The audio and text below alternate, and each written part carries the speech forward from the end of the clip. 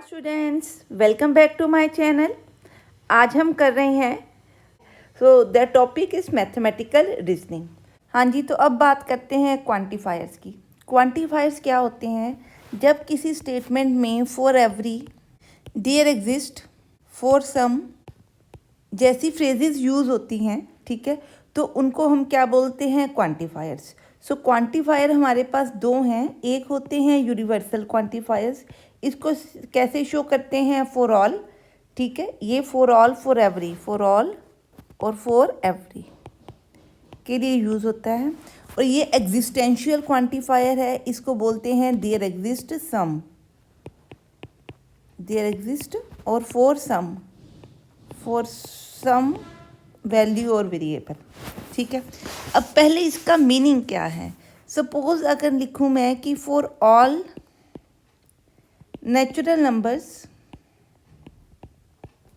ठीक है, एक्स, मतलब एक्स क्या है? किसी नेचुरल नंबर को रिप्रेजेंट कर रहा है, तो एक्स क्या है? ग्रेटर देन ज़ीरो, ठीक है। नेचुरल नंबर आपको पता है 1 से शुरू होते हैं। तो इस चीज़ को मैं कैसे लिखूंगी? फॉर ऑल के लिए क्वांटिफायर क्या है? दिस फॉर ऑल एक्स, ठीक है, belonging to capital N. X किसको बिलोंग करता है? नेचुरल नंबर को। एक्स क्या है? ग्रेटर देन ज़ीरो, ठीक है। सो इस तरह से कई बार आपकी स्टेटमेंट लिखी होती है। तो इसका मीनिंग क्या है? हर एक्स जो एक नेचुरल नंबर है, हर एक्स जो है ग्रेटर देन ज़ीरो है। आपको पता है ये स्टेटमेंट क्या है? ट्रू, ठीक है। तो फॉर ऑल का मतलब आपकी जो स्टेटमेंट है, हर वैल्यू हर एक्स के लिए क्या होनी चाहिए? ट्रू होनी चाहिए, ठीक है। पर अगर आपकी स्टेटमेंट किसी एक्स, एक पर्टिकुलर एक्स के लिए क्या है? नॉट ट्रू है, तो इसका मतलब पूरी आपकी स्टेटमेंट क्या हो गई? फॉल्स, ठीक है जी, क्लियर है। अब नेक्स्ट है एग्जिस्टेंशियल क्वांटिफायर। एग्जिस्टेंशियल क्वांटिफायर कैसे शो होता है? ऐसे, सपोज मैं एग्जांपल लिखती हूँ, there exist x some natural number x belonging to N where x is less than zero, ठीक है। वो कहता है कि कोई एक एक्स ऐसा एग्जिस्ट करता है जो नेचुरल नंबर है और लेस देन ज़ीरो है। आपको पता है कि कोई भी ऐसा एक्स नहीं है जो लेस देन ज़ीरो हो, तो ये स्टेटमेंट क्या है? फॉल्स। अब यहाँ पे ये स्टेटमेंट कब ट्रू होती? ये स्टेटमेंट तब ट्रू होती इफ़ इवन वन एक्स, ठीक है, exist and less than zero. अगर कोई भी एक एक्स ऐसा होता जो लेस देन ज़ीरो होता, तो किसी एक एक्स के लिए ये स्टेटमेंट क्या हो जाती? True.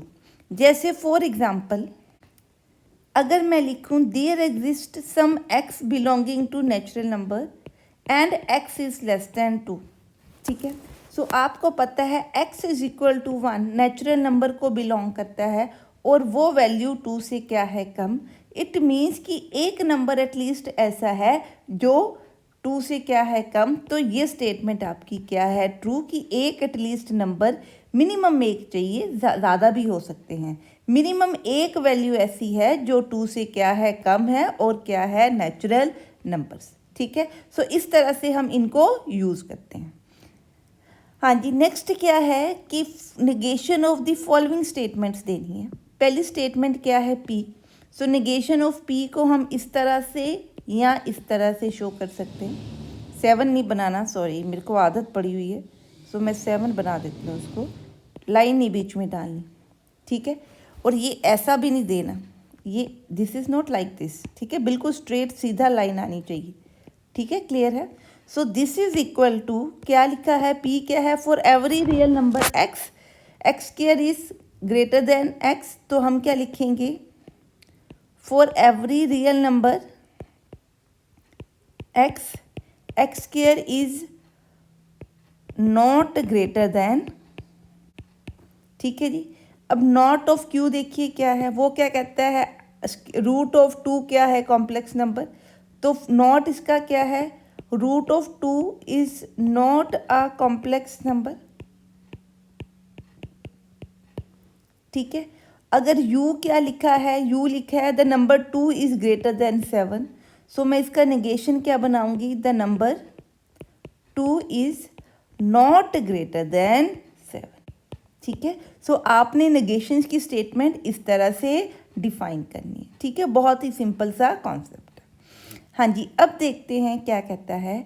Find the component statement of the following. 3 statement दी है। कंपोनेंट स्टेटमेंट का मतलब है कि कंपाउंड स्टेटमेंट किस किस स्टेटमेंट से बनी है, ठीक है, क्योंकि कंपाउंड स्टेटमेंट एक से ज़्यादा स्टेटमेंट से बनती है। सो कंपोनेंट स्टेटमेंट क्या है? पहली कौन सी है? The sky is blue. Second कौन सी है? ग्रास इज़ ग्रीन, ठीक है। बीच में क्या लगा हुआ है? एंड। ये कंडीशन भी हमें क्या नज़र आ रही है? ट्रू। ये स्टेटमेंट भी क्या नज़र आ रही है? ट्रू। एंड क्या कहता है? दोनों ट्रू। तो फाइनल आपकी जो ये स्टेटमेंट है ए, ये क्या है? ट्रू, ठीक है। तो कंपोनेंट स्टेटमेंट ये 2 हो गई। अब इसमें देखिए कंपोनेंट स्टेटमेंट क्या बन रही है? 0 इज़ पॉजिटिव, ठीक है। अब यहाँ पे अ नेगेटिव नंबर नहीं लिखेंगे, इसको क्या लिखेंगे? 0 इज़ अ नेगेटिव नंबर। तो ये आपकी क्या बन गई? Second component statement. 0 is positive और 0 इज़ नेगेटिव, दोनों ही क्या हो सकते हैं? ट्रू हो सकते हैं, ठीक है। बीच में और है तो कंडीशन आपकी क्या बनी? ट्रू। सो स्टेटमेंट क्या बन गई? ट्रू, ठीक है। अब all living things have 2 legs and eyes, इसका क्या मतलब है? पहली स्टेटमेंट आपकी बनी all living things have 2 legs। अगली स्टेटमेंट फिर दोबारा से लिखेंगे क्या? ऑल लिविंग थिंग्स, पूरा लिखोगे आप, हैव 2 eyes। तो ये जो है ये स्टेटमेंट नंबर 2 है। और इनके बीच में कनेक्टिव कौन सा यूज़ किया है? कंजंक्शन यूज़ की गई है, एंड, ठीक है जी। क्लियर है जी? हाँ जी, नेक्स्ट देखते हैं सम क्या है। ये एक स्टेटमेंट दी है, तो right compound statement using and और। सिंपल सा कॉन्सेप्ट है। एक स्टेटमेंट है पी, क्या कहता है? 25 इज़ ए मल्टीपल ऑफ 5। और क्यू क्या कहता है? 25 इज़ ए मल्टीपल ऑफ 8। तो इसको सॉल्व करते हैं। कंपाउंड स्टेटमेंट एस किसके इक्वल है? P and Q. क्या लिखेंगे? 25 इज़ ए मल्टीपल ऑफ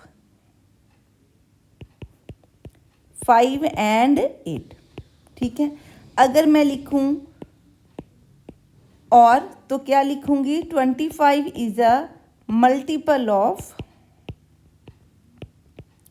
5 और 8।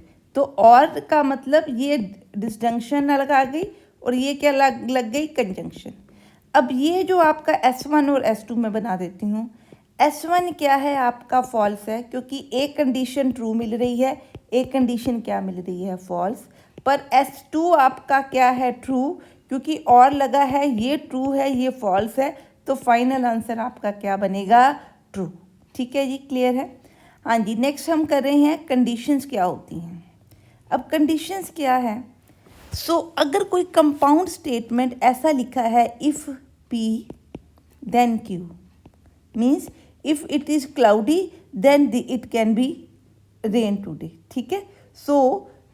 ये लिखा हो, यहाँ क्या लिखा हो? P ओनली इफ़ Q, मतलब P कब होगा? इफ़ क्या होगा? Q। तो इसका क्या मतलब है? इफ़ Q देन P, ठीक है। इफ़ एंड ओनली इफ़ का क्या मतलब? इफ़ एंड ओनली इफ़ का मतलब क्या?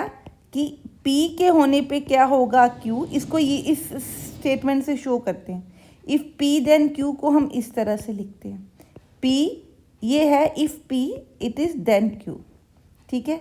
P इफ़ Q इस तरह से लिखा। इफ़ एंड ओनली इफ़ का मतलब है if P then Q and if Q then P। और इसको शो कैसे करते हैं? डबल एरो से। इसका मतलब ये साइन किसका है? इफ़ एंड ओनली इफ़ का, ठीक है जी। क्लियर है? आगे करते हैं कुछ इसके साथ के क्वेश्चंस। हाँ जी, अब करते हैं एक एक करके स्टेटमेंट्स को। पहली है इफ़ देन कंडीशन। अगर कोई कंपाउंड स्टेटमेंट इस तरह से लिखी है, इफ़ P देन Q, या Q इफ़ P और P इम्प्लाइज Q, जनरली ये हम यूज़ करते हैं, ठीक है।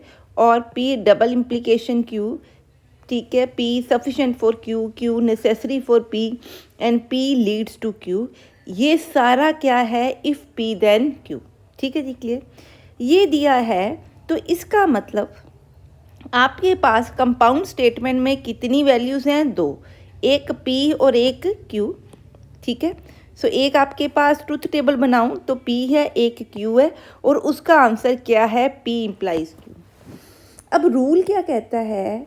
P implies Q is true in all cases. Her case में P इम्प्लाइज Q क्या है? ट्रू है। ठीक है, अब मेरे को पता है अगर P और Q दो स्टेटमेंट्स हैं, या तो वो क्या होगी? ट्रू, या क्या होगी? फॉल्स। ठीक है, अगर इनके पॉसिबल कॉम्बिनेशंस लें तो क्या बनेंगे? 4 कॉम्बिनेशन। तो क्या लिखूं? False, true false, false true, true true.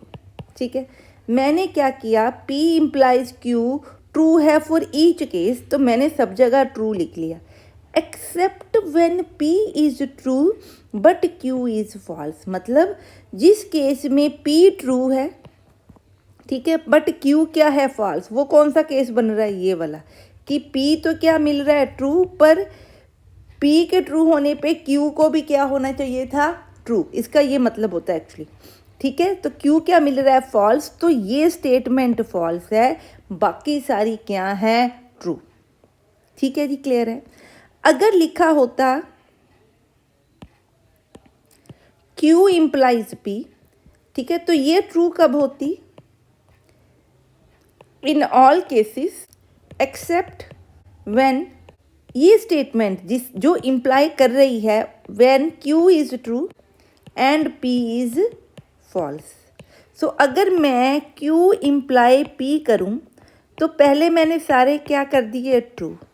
अब फॉल्स कब होना है? जब Q इम्प्लाइज P का मतलब Q क्या बने? ट्रू, पर P क्या बने? फॉल्स बने। सो वो देखो क्या है कि Q ट्रू है पर P क्या है? फॉल्स है। वो ये वाला केस है। इसका मतलब इसको मैंने क्या कर दिया? फॉल्स। ठीक है जी, क्लियर है। सो अगर आप इसको ध्यान से देखो तो ये दोनों आंसर सेम नहीं आ रहे ना। ये क्यों सेम नहीं आ रहे? क्योंकि जब हमने P इम्प्लाइज Q देखा तो मैंने क्या देखा? P के ट्रू होने पे Q डेफिनेटली क्या होना चाहिए? ट्रू। ठीक है, तो P इम्प्लाइज Q क्या बनेगा? ट्रू। ठीक है, अदरवाइज अगर P कुछ भी है, ठीक है, Q कुछ भी है, तो क्या बन रहा है? फॉल्स। पर अगर P ट्रू है तो Q मेरे को क्या मिलना चाहिए? ट्रू। तो ये इम्प्लीकेशन लागू होगी। ठीक है, अब P इम्प्लाइज Q ये नहीं कहता कि P इम्प्लाइज Q क्या कहता है कि अगर इफ़ P ट्रू है तो Q भी क्या चाहिए? ट्रू। क्या होने के लिए? इसको क्या होने के लिए? ट्रू। ठीक है, ये नहीं कहता कि अगर P फॉल्स है, ठीक है, और Q क्या है? फॉल्स है या ट्रू है, तो उस केस में ये कोई कंडीशन नहीं देता। इसका मतलब इन केसेस में आपका आंसर क्या आना चाहिए? ट्रू। ठीक है, क्लियर है मेरी बात? ये देखिए, अगर मैं सिर्फ P इम्प्लाइज Q को समझूँ, इसके ऊपर बड़ी सारी स्टेटमेंट्स आती हैं एग्ज़ाम्स में।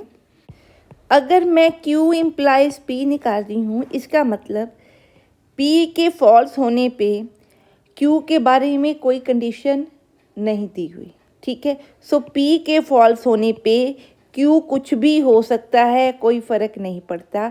सो उस केस में ये कंडीशन क्या है? ट्रू। ठीक है, क्लियर है। पर अगर P ट्रू है और Q फॉल्स है तो ये फॉल्स है। मतलब कहने का सिर्फ कि P के ट्रू होने पे Q देखो फॉल्स नज़र आ रहा है तो उसको फॉल्स कर दो, बाकी सारे क्या है? ट्रू। ठीक है जी, क्लियर है। हाँ जी, अब हम कर रहे हैं आगे नेगेशन ऑफ द कंडीशन। हाँ जी, अगर मैं क्या लगा रही हूँ? Negation of P implies Q।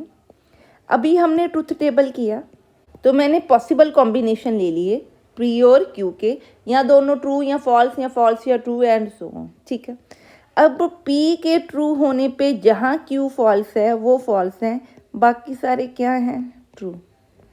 ठीक है, अगर इसका मैं नेगेशन ले रही हूँ तो नेगेशन का मतलब जहाँ ट्रू है वहाँ क्या लिख दूँ? फॉल्स, और कहाँ फॉल्स है वहाँ क्या लिख दूँ? ट्रू। ठीक है जी, क्लियर है। तो आपका ये आंसर बन गया। हाँ जी, ठीक है जी, क्लियर है। अब वो कहता है कि ये जो वैल्यू है ये किसकी इक्वल होती है, P एंड नॉट Q। ये किसकी इक्वल है, P एंड नॉट Q। पहले मैं क्या निकाल लूँ, नॉट Q निकाल लूँ। Q दिया हुआ है F, तो मेरा नॉट क्या आ गया, T F T F।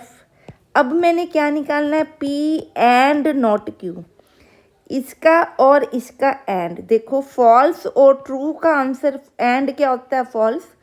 False और फॉल्स का आंसर भी क्या होता है, फॉल्स। दोनों ट्रू हों तो एंड में आंसर क्या है, ट्रू। एक भी फॉल्स है तो आंसर क्या है, फॉल्स।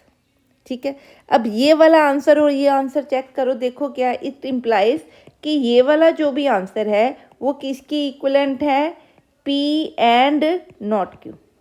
ठीक है, ये चीज़ आपने ध्यान में रखनी है। ठीक है जी, क्लियर है। हाँ जी, नेक्स्ट है Contra positive of a conditional statement.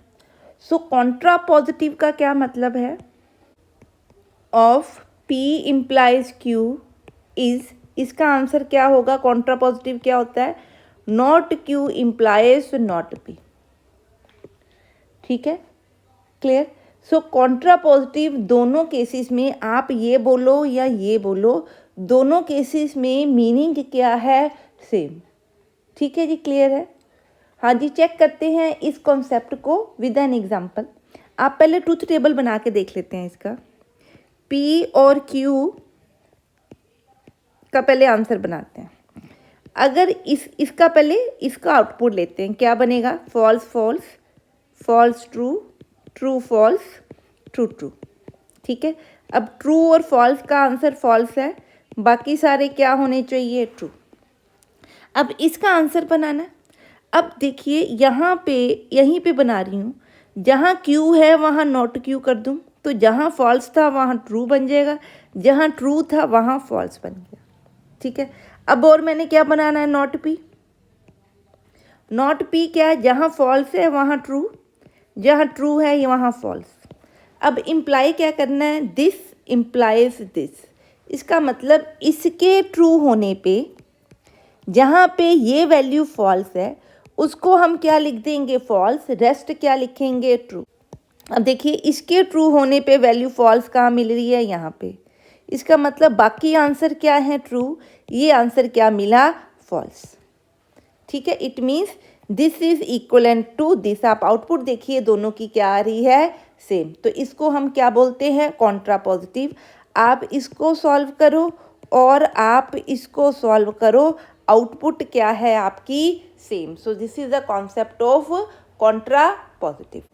हाँ जी, इसकी एग्जाम्पल देखते हैं। सपोज P हमें दिया है, इट इज़ रेनिंग। ठीक है, और Q दिया है, there is a good crop.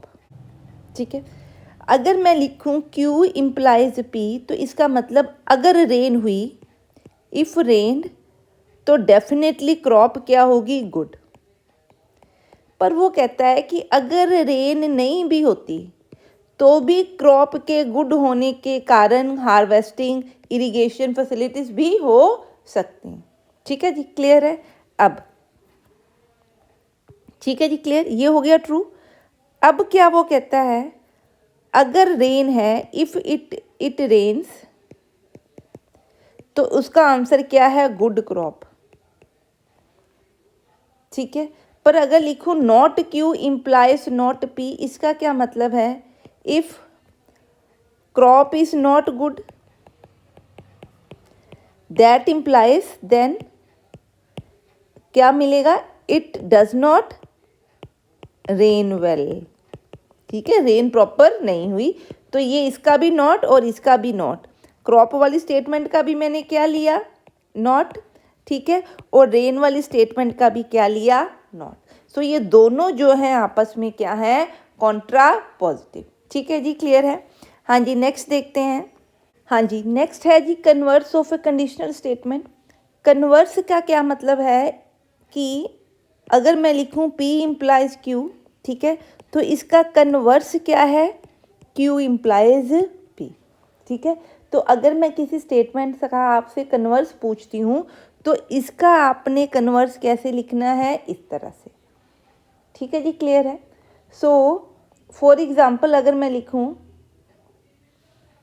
अगर Varun is member of the team of some team of member of team A, that implies team will win. ठीक है, इसका कन्वर्स क्या होगा, ये P है ये Q है, तो कन्वर्स क्या है, Q इम्प्लाइज P, इसका मतलब team will win, then Varun is member of the. ठीक है जी, क्लियर है। So this is the converse. Next है जी inverse of the conditional statement. हाँ जी, inverse of the conditional statement क्या है, अगर आपकी कंडीशनल स्टेटमेंट है P इम्प्लाइज Q, तो इनवर्स क्या होगा, आप ऑर्डर नहीं चेंज करोगे, आप सिर्फ दोनों तरफ क्या लगा दोगे, नेगेशन। ठीक है, सो ये आपका क्या है, इनवर्स। ठीक है, इट मीन्स जैसे मैं लिखूं P Varun, if Varun is member of the team, Q क्या है, टीम विल विन, तो इनवर्स इसका क्या है, not P implies not Q। ठीक है, if Varun is not a member, that implies team will not win. ठीक है, तो ये आपका क्या हो गया, इनवर्स। ठीक है, सो ये आपकी थी मेन चीज़ें किससे रिलेटेड, कंडीशनल स्टेटमेंट से। P इम्प्लाइज Q क्या होता है, P एंड नॉट Q इसके इक्वलेंट है। ठीक है, इसका कन्वर्स क्या होता है। ठीक है जी, क्या कन्वर्स है ये, इनवर्स इसका क्या होता है, not P implies not Q, और कॉन्ट्रा पॉजिटिव क्या होता है इसका, not Q implies not P। ठीक है जी, क्लियर है। सो अब हम कर रहे हैं इफ़ एंड ओनली इफ़। हाँ जी, if and only if implication क्या कहती है कि अगर कोई कंपाउंड स्टेटमेंट है इस तरह से, ठीक है, यहाँ कई लोग इसको इस तरह से लिखते हैं। ठीक है, यहाँ P is necessary and sufficient. हाँ जी, तो ये स्टेटमेंट को हम क्या लिख सकते हैं, इस तरह से। सो P डबल इम्प्लीकेशन Q का मतलब है कि P इम्प्लाइज Q भी होगा एंड Q इम्प्लाइज P भी होगा, दोनों होंगे। ठीक है, सो अगर मैं इसका ट्रुथ टेबल बनाऊं, ठीक है, सो इसके ट्रू होने पे ये फॉल्स और इसके फॉल्स होने पे ये ट्रू, ये दोनों क्या होंगे, फॉल्स होंगे। ठीक है, बाकी दोनों क्या होने चाहिए, ट्रू। ठीक है, तो ये आपकी क्या बनेगी, डबल इम्प्लीकेशन। ठीक है जी, क्लियर है, समझ में आई बात। सो इसको करना कैसे है, इसको सॉल्व करते हैं। P और Q लिखते हैं, P इम्प्लाइज Q का भी आंसर निकालते हैं, Q इम्प्लाइज P का भी आंसर निकालते हैं। ये आंसर किसके इक्वल है, दिस एंड दिस। सो पहले P Q लिख लेते हैं, false false, true false, false true, true true. ठीक है, सो यहाँ से आपका आंसर क्या बना, true false true and true. ठीक है जी, क्लियर है। P के ट्रू होने पे Q फॉल्स नहीं होना चाहिए, वो फॉल्स कर दिया। Q इम्प्लाइज P, Q के ट्रू होने पे P फॉल्स नहीं होना चाहिए, Q के ट्रू होने पे ये वाला वैल्यू क्या होनी चाहिए, फॉल्स, बाकी सारे क्या हैं, ट्रू। ठीक है, अब डबल इम्प्लीकेशन का आंसर किसके इक्वल होता है, P implies Q and Q implies P के इक्वल। तो आप इन दोनों का एंड करो तो क्या मिल रहा है। ठीक है, सो ये दोनों क्या है, फॉल्स, जहाँ पे एक के फॉल्स होने पे दूसरा क्या है, ट्रू। ठीक है, मतलब अगर दोनों फॉल्स हैं तो भी डबल इम्प्लीकेशन का आंसर ट्रू आ रहा है, दोनों ट्रू हैं तो भी आंसर क्या आ रहा है, ट्रू। जब दोनों ऑपोजिट हैं, ठीक है, कि एक ट्रू है दूसरा फॉल्स है, तो डबल इम्प्लीकेशन का आंसर क्या आता है, फॉल्स। ठीक है, if P and Q are opposite, ठीक है, ट्रू कोमा फॉल्स और फॉल्स कोमा ट्रू। और डबल इम्प्लीकेशन क्या है, true if both are true और फॉल्स। ठीक है जी, क्लियर है। This is how we solve it. हाँ जी, तो ये सम देखते हैं। इन दोनों सम्स को या दोनों स्टेटमेंट्स को हमने इफ़ P देन Q की फॉर्म में लिखना है। ठीक है, वो कहते हैं there is a traffic jam whenever it rains. ठीक है, जब भी बारिश होती है तो ट्रैफिक जैम होता है, ठीक है। इट मीन्स कि अगर बारिश हुई है तो ट्रैफिक जैम का होना पक्का है, बारिश नहीं हुई तो ट्रैफिक जैम हो भी सकता है और नहीं भी हो सकता है। तो इसका मतलब P क्या है, इफ़ इट रेन्स, ठीक है, और Q क्या है, there is a traffic jam, ठीक है। और कंडीशन कैसे बनेगी, P इम्प्लाइज Q, ठीक है जी, क्लियर है। अब नेक्स्ट क्वेश्चन है, you can access the website only then, हाँ जी, नेक्स्ट क्या है, you can access the website only if you pay a subscription fee. हमने पढ़ा था कि P इम्प्लाइज Q को इफ़ P देन Q भी लिख सकते हैं, Q ओनली इफ़ P, ठीक है, ये भी लिख सकते हैं। सो यहाँ ओनली इफ़ लिखा हुआ है, हाँ जी, और इसको हम क्या लिख सकते हैं, if P only if P only if Q, ठीक है जी, क्लियर है। सो हम इसको इस तरह से भी लिख सकते हैं। तो यहाँ पे P क्या है, you can access the website, ठीक है जी, क्लियर है। और Q क्या है, यू पे अ सब्सक्रिप्शन फी, ठीक है। तो दैट इम्प्लाइज क्या बना, if you access the website you have to pay the subscription fee, so P implies Q, ठीक है जी, क्लियर है। हाँ जी, नेक्स्ट हम देखते हैं, हाँ जी, तो इसको सॉल्व करते हैं। क्या कहता है, राइट द कॉन्ट्रापॉजिटिव और कन्वर्स ऑफ द फॉलोइंग। सो यहाँ पे इफ़ x इज़ प्राइम, इसको मैं क्या मानूँ, P, और x इज़ ऑड, इसको क्या बोलूँ, Q। सो मेरे पास क्या दिया है, P इम्प्लाइज Q। तो कॉन्ट्रापॉजिटिव क्या बनता है आपका, not Q implies not P। Positive क्या बना, not Q implies not P। So इसको हम क्या लिखेंगे, if x is not odd then x is not prime, ठीक है जी, क्लियर है, बात समझ में आ गई। ये किसका नॉट है, Q का, ये किसका नॉट है, P का, ठीक है जी, कॉन्ट्रापॉजिटिव हो गया। अब हमने क्या लिखना है, कन्वर्स क्या होता है, Q इम्प्लाइज P, ठीक है। तो दैट इम्प्लाइज कैसे लिखेंगे हम, x is odd then x is prime, ठीक है। आपने उसका ट्रूथ नहीं देखना है, आपने सिर्फ स्टेटमेंट देखनी है, उसका कॉन्ट्रापॉजिटिव लिख देना है या कन्वर्स लिख देना है, ठीक है। ये नहीं देखना कि हर ऑड जो है प्राइम नहीं हो सकता, ये तो गलत बन रहा है, so it is not so, ठीक है। सो आपने जो भी बोला है, जैसे 9 है तो 9 इज़ नॉट प्राइम, सो आपने इसकी एक्चुअल वैल्यू नहीं देखनी, आपने ये देखना है कि कॉन्ट्रापॉजिटिव में इसको कैसे या कन्वर्स में इसको कैसे लिख सकते हैं। हाँ जी, अब देखो, x is an even number implies that x is divisible by 4.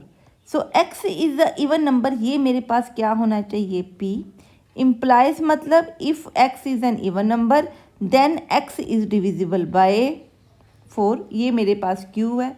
So P implies Q दिया हुआ है कि अगर x इवन नंबर है तो इसका मतलब वो डिविजिबल बाय क्या है, 4, ठीक है। सो इसका कॉन्ट्रापॉजिटिव कैसे लिखेंगे, not Q implies not P, that इसको कैसे लिखेंगे, if x is not divisible by 4 then x is not an even number, ठीक है। सो ये नॉट किसका है, Q का, और ये नॉट किसका है, P का। हाँ जी, क्लियर है कॉन्ट्रापॉजिटिव। अब हमने इसी स्टेटमेंट का क्या लिखना है, कन्वर्स। सो कन्वर्स कैसे लिखते हैं हम इसका, Q इम्प्लाइज P इसका कन्वर्स होता है, तो क्या लिखूंगी, x is if x is divisible by 4 then x is an even number, ठीक है जी, क्लियर है। इस तरह से हम इस सम को करेंगे। नेक्स्ट हम देखते हैं, हाँ जी, तो इन दोनों क्वेश्चंस में हमने आइडेंटिफाई करने हैं क्वांटिफायर्स। सो पहला क्या है, for all positive integer, her positive integer x के लिए x-2 क्या है, ग्रेटर देन 1, ठीक है। सो फॉर ऑल का मतलब यहाँ पे कौन सा क्वांटिफायर है, यूनिवर्सल क्वांटिफायर, ठीक है। फॉर एवरी, फॉर ईच, इस तरह के वर्ड हो तो यूनिवर्सल क्वांटिफायर है। नेक्स्ट देखिए, there is a real number x, कोई एक रियल नंबर है such that root of x is a natural number. हर रियल नंबर के लिए root of x natural number है ऐसा उसने नहीं बोला। सो इसका मतलब फॉर सम और फॉर फ्यू जो है एग्जिस्ट कर रहा है। तो यहाँ पे कौन सा क्वांटिफायर आपको नज़र आ रहा है? Existential quantifier. ठीक है जी, क्लियर है। सो इस तरह के क्वेश्चंस आप अपनी बुक में से प्रैक्टिस कर सकते हो। ठीक है जी, क्लियर। हाँ जी, अब देखते हैं the topic of validity of the statements. हाँ जी, अब हम देख रहे हैं validity of the statement. So validity जो है वो P एंड Q, P और Q, P इम्प्लाइज Q की हम चेक कर रहे हैं। P एंड Q वैलिड है। वैलिड का मतलब क्या होता है? ट्रू। कब ट्रू होगा? जब ये दोनों क्या हों? ट्रू। P और Q वैलिड कब होगा? अभी तक हम क्या देखते आए हैं कि P एंड Q की पॉसिबल आंसर क्या बनते हैं। ठीक है, अब वैलिडिटी देखने के लिए आपके पास एग्जैक्ट आंसर होंगे इनके, और फिर आपने देखना होगा कि ये वैलिड बनता है कि नहीं। ठीक है जी, क्लियर है। तो P एंड Q वैलिड होगा जब ये दोनों ट्रू होंगे। P और Q कब वैलिड होता है? या तो P ट्रू हो या Q ट्रू हो या दोनों ट्रू हो। P इम्प्लाइज Q कब वैलिड होता है? ये दोनों चीज़ें आपस में सेम है। ठीक है, यहाँ P अगर ट्रू हो, मैं मान लूँ कि P ट्रू है और आप प्रूफ कर दो कि Q भी मेरे को क्या मिल रहा है? ट्रू।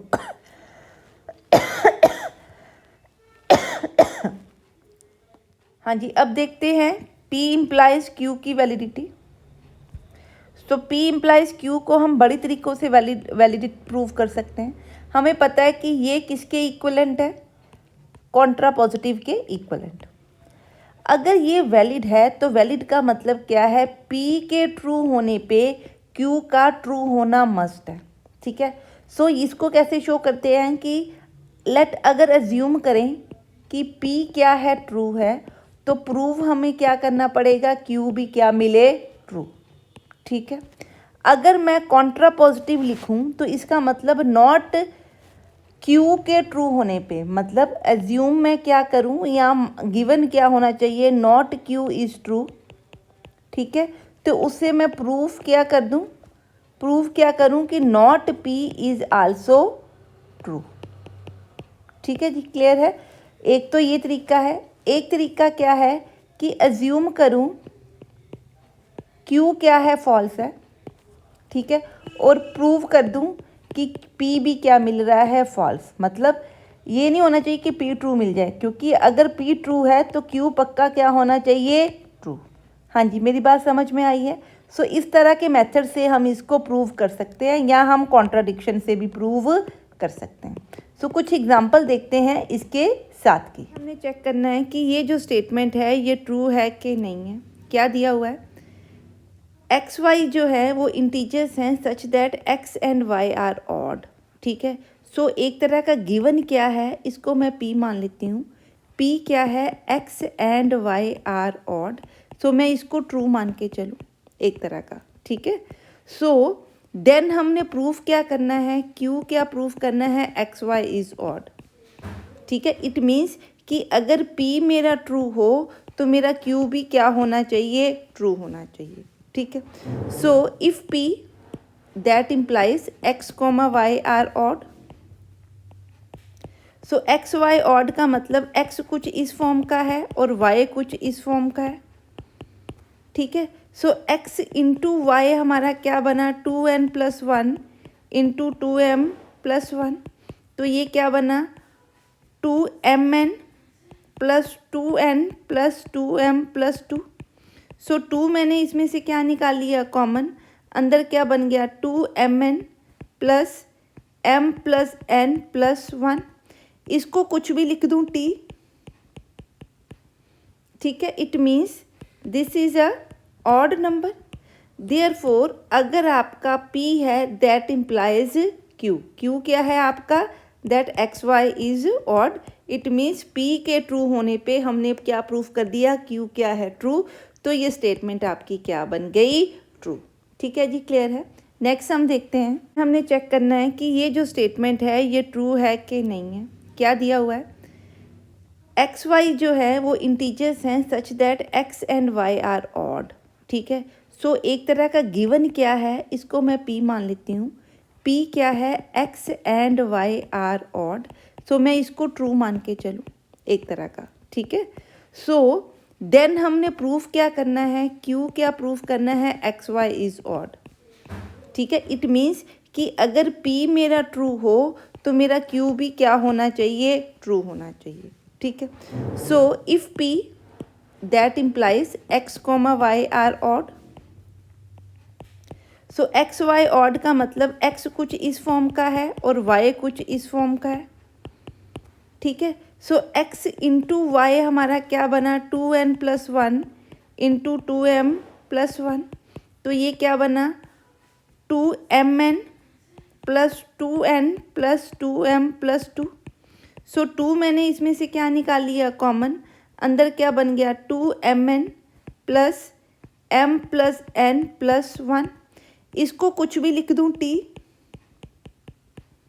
ठीक है, it means this is a odd number. Therefore अगर आपका p है दैट इम्प्लाइज q। q क्या है आपका, that x y is odd. It means p के ट्रू होने पे हमने क्या प्रूफ कर दिया, q क्या है, ट्रू। तो ये स्टेटमेंट आपकी क्या बन गई, ट्रू। ठीक है जी, क्लियर है। नेक्स्ट हम देखते हैं,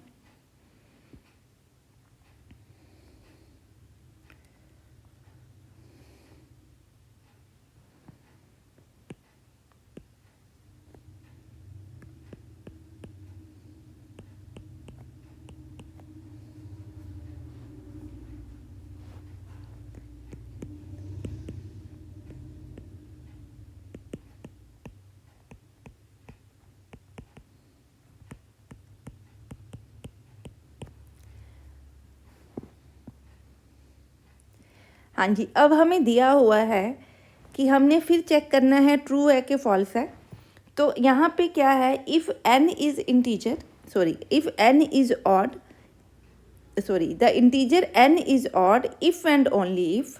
क्या प्रूफ करना है कि जो इंटीजर n है अगर वो ऑड है, if and only if n square क्या है, ऑड।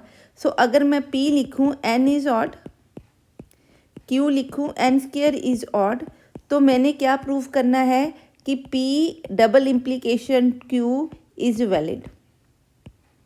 ठीक है जी, ये मैंने क्या करना है, प्रूफ। सो इस मेथड को हम किसी भी मेथड से क्या कर सकते हैं, प्रूफ कर सकते हैं। ठीक है जी, क्लियर है। सो शुरू करते हैं इस सम को। ठीक है, तो पहले मैं क्या प्रूफ करूं, इफ़ p देन q। ठीक है जी, क्लियर। अब इफ़ p का मतलब p क्या है, n is odd. So n मैंने क्या लिख लिया, 2k+1 की फॉर्म का। सो n स्क्वायर क्या होगा, 2k+1 का square, so that is 4k square plus 4k+1। ठीक है, सो ये आपका क्या बन गया, 4k इंटू k+1+1। इसको हम क्या लिख सकते हैं, सम t। ठीक है, लिख सकते हैं। सो यहाँ पे ये क्या बन गया, ये इवन नंबर है, +1 करोगे तो ऑड, तो दैट इम्प्लाइज n स्क्वायर क्या बन गया, ऑड। ठीक है, इसका मतलब p इम्प्लाइज q क्या हो गई, वैलिड। सिमिलरली हमने प्रूफ करना है q इम्प्लाइज p क्या है, वैलिड। हाँ जी, इफ़ q का मतलब क्या दिया है, n स्क्वायर इज ऑड। ठीक है, हमें क्या दिया है, n स्क्वायर क्या दिया है, ऑड। ठीक है जी, क्लियर है। हाँ जी, इसको प्रूफ करते हैं कॉन्ट्रा पॉजिटिव से। ये किसके इक्वलेंट होता है, not p, not p implies not q के। सो मैं क्या मान लेती हूँ, नॉट p। ठीक है, नॉट p क्या है, p इज ऑड। ठीक है, सो नॉट p क्या है, p is not odd, that is n is even. ठीक है, अगर n इवन है तो ये क्या बना, सम 2k। ठीक है, क्लियर है, इतनी बात क्लियर है। सो अगर मैं n स्क्वायर निकाल लूँ तो क्या बना, 4k स्क्वायर। ठीक है, ये क्या है, इवन है। ठीक है, जबकि हमें गिवन क्या है कि q क्या दिया हुआ है, ऑड। ठीक है जी, क्लियर है, मेरी बात समझ में आई। सो अगर n आपका इवन है, ठीक है, तो n स्क्वायर भी आपका क्या बन रहा है, इवन। यहाँ आप क्या कर सकते हो कि अगर आपका n is not odd that implies n square is not odd. ठीक है जी, क्लियर है। सो यहाँ से आपने कॉन्ट्रा पॉजिटिव प्रूफ कर दिया। ठीक है, कॉन्ट्रा पॉजिटिव किसके इक्वल होता है? इसी के इक्वल होता है। हैंस आपने क्या प्रूफ किया? P इम्प्लाइज टू Q पहली में, और सेकंड क्या प्रूफ किया? Q implies P। ठीक है जी, क्लियर है। सो इस तरह से हमने प्रूफ किया कि ये दोनों क्या हैं? वैलिड स्टेटमेंट्स हैं। So it is true. ठीक है जी, क्लियर है। नेक्स्ट हम देखते हैं। हाँ जी, यहाँ पे हमने प्रूफ करना है बाय कॉन्ट्राडिक्शन कि √7 क्या है? इरेशनल नंबर है। सो कॉन्ट्राडिक्शन का क्या मतलब होता है? Assume that √7 is not a rational irrational number. √7 क्या है? Rational number. ठीक है, देयरफॉर जो √7 रैशनल नंबर क्या होते हैं? P/Q की फॉर्म में, वेयर P और Q दोनों इंटीजर होंगे और Q क्या होगा? Not zero. ये हम 9th क्लास में भी करते हैं। ठीक है जी, क्लियर है। और इनका जो कॉमन इंटीजर कॉमन फैक्टर होगा वो क्या होगा? 1। ठीक है, अब यहाँ से अगर आप स्क्वायर करो तो आपका बनता है 7Q² is equal to P²। ठीक है, क्लियर। अब इसका मतलब कि P² क्या है? Factor of this into this. That implies कि जो 7 है वो डिवाइड करता है। हाँ जी, रैशनल नंबर की डेफिनेशन में हमें दिया हुआ है कि P/Q का कॉमन फैक्टर 1 है। सो P² और Q² का भी कॉमन फैक्टर क्या होगा? 1 होगा। सो अगर ये दोनों फैक्टर बन रहे हैं P² के, तो डेफिनेटली जो P² है वो 7 को क्या कर रहा है? डिवाइड कर रहा है। बट 7 हमारे पास क्या है? प्राइम नंबर है। ठीक है, सो प्राइम नंबर को अगर स्क्वायर डिवाइड कर रहा है, so that implies 7 will divide P will divide 7 also. ठीक है, अगर P 7 को डिवाइड कर रहा है तो आपका P क्या होगा? 7K की फॉर्म का है। Q² और P² का जो कॉमन फैक्टर है वो 1 है। ठीक है, ग्रेटेस्ट कॉमन डिवाइजर इन दोनों के बीच में क्या है? 1 है। सो इसका मतलब ये दोनों आपस में क्या होंगे? डिविजिबल होंगे। ठीक है जी, क्लियर। सो यहाँ से आपको क्या पता लगा कि जो P है वो क्या होगा? कुछ 7K की फॉर्म का। तभी तो वो 7 को क्या कर रहा है? डिवाइड, क्योंकि 7 प्राइम नंबर है। ठीक है, अगर मैं कहती हूँ कि 7 को P² डिवाइड कर रहा है या 7 को P डिवाइड कर रहा है, तो इसका मतलब P क्या है? It will be multiple of 7। हाँ जी, P की वैल्यू इसमें पुट करते हैं तो ये बना आपका 49K²। सो इट मीन्स ये आपका बन गया। इसका मतलब कि जो 7 है, ठीक है, वो Q से भी डिविजिबल है एंड 7 किससे? P से भी क्या हो रहा है? डिविजिबल।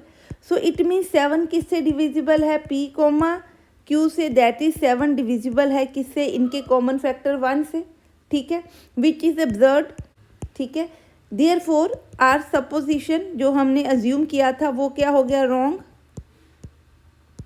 देयरफॉर बाय कॉन्ट्राडिक्शन जो √7 है वो क्या बन गया? Irrational number. Hence √7 is an irrational number. हाँ जी, that's it for this topic. ठीक है, आप इसको अपनी बुक से कीजिए। अगर आपको कोई डाउट है तो आप मेरे को कमेंट सेक्शन में पूछ सकते हैं। अगर मेरी वीडियोस आपको पसंद आ रही हैं तो प्लीज़ इन वीडियोस को लाइक करें और चैनल को शेयर करें एंड सब्सक्राइब करें।